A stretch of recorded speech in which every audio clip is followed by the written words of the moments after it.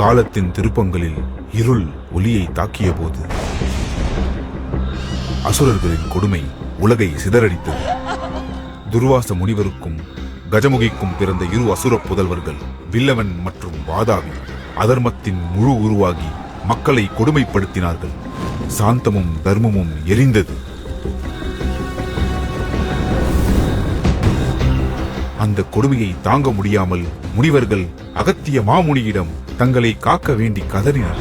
கோபத்தில் வெடித்த அகத்தியர் வில்லவனை தன் சக்தியால் அடுத்த நொடியே விழுங்கி விடுகிறார். வில்லவனின் வீழ்ச்சியை அறிந்த வாதாபி சிவனை நோக்கி கடும் தவத்தில் அமர்ந்தான். காலங்களை கடந்த கடும் தவம். சிவனிடமிருந்து பல்வேறு சக்திகளை பெற்று உலகையே உலுக்கும் சக்தி வாய்ந்த வாதாபியாக மாறினான். ஆணவத்தின் உச்சத்தில் வாதாபி முன்பை விட கொடுமையாக தேவர்களையும் முனிவர்களையும் அழிக்கத் தொடங்கினான். எல்லை கடந்த அந்த அரக்கத்தால் உலகமே நடுங்கியது. அதை தடுக்க வழியின்றி முனிவர்கள் அனைவரும் ஜம்பு மகரிஷியை நாடினர். மக்களை காக்க ஜம்பு மகரிஷி சிவனை நோக்கி ஒரு சக்தி வாய்ந்த வேள்வியை தொடங்கினார். தீயும் காற்றும் பூமியும் அதிர்ந்தன. அந்த வேள்வியின் நடுவே சிவபெருமான் அங்கு தோன்றி தனது நெற்றிக் கண்ணிலிருந்து ஒரு தீத்துளியை அந்த வேள்வி தீயில் விழச் செய்தார். அண்ட சராசரம் நடுங்கின. காற்று கர்ஜித்தது. பஞ்சபூதங்களும் ஒரு சேர அஞ்சிய அந்த நிமிடம் கொதிக்கும் தீப்பிழம்பிலிருந்து வெள்ளை குதிரையில் சுழலும் வாளேந்தி நவரத்தினங்கள் ஜொலிக்கும் கிரீடத்துடன் ராஜ மின்னலைப் போல ஒரு வீரன் எழுந்தான். அவன் கண்களில் தீ, நெஞ்சில் தர்மம். அவன் தோன்றிய நாள் பங்குனி உத்திரம். அவன் பெயர் ஸ்ரீ வீர ருத்ர வன்னிய மகாராஜா.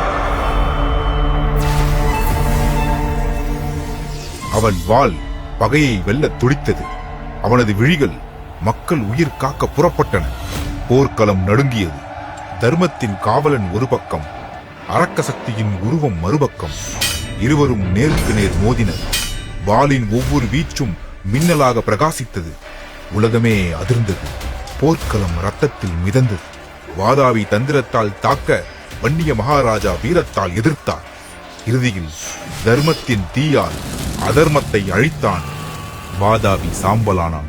மக்களை காத்த வீரன் ஸ்ரீ வீர ருத்ர வன்னிய மகாராஜா. அவன் நின்றது ஒரு போர்க்களத்தில் அல்ல, நியாயம் நிலைநாட்டிய வரலாற்று. தர்மம் மீண்டும் வென்றது. ஸ்ரீ வீர ருத்ர வன்னிய மகாராஜா மந்திரமாலாவை மணந்து மக்கட்பேறு பெற்றார். அவனுடைய ராஜ்யம் செழுமையையும் மகிழ்ச்சியையும் பரவச் செய்தது. ஒரு புதிய வரலாற்றின் தொடக்கமாக மாறியது. மக்கள் அந்த அரசாட்சியை சிறப்பாகவும் பெருமையாகவும் கொண்டாடினர். வன்னிய மகாராஜாவின் பொற்காலம் ஆரம்பித்தது. அந்த தீயிலிருந்து தோன்றிய வீரனின் வழித்தோன்றல்களே வன்னியர்கள். அவரைப் போலவே இன்றும் வன்னியர்கள் அதர்மத்தை அழித்து தர்மத்தை காக்கின்றனர். மக்களின் உரிமைகளுக்காக தொடர்ந்து போராடி வருகின்றனர். நாம் அனைவரும் அவர்களின் தலைமையின் கீழ் ஒன்று சேர்வோம். தர்மத்தை நிலைநாட்டுவோம். இனமே எழு, உரிமை பெறு. இனமே எழு, உரிமை பெறு.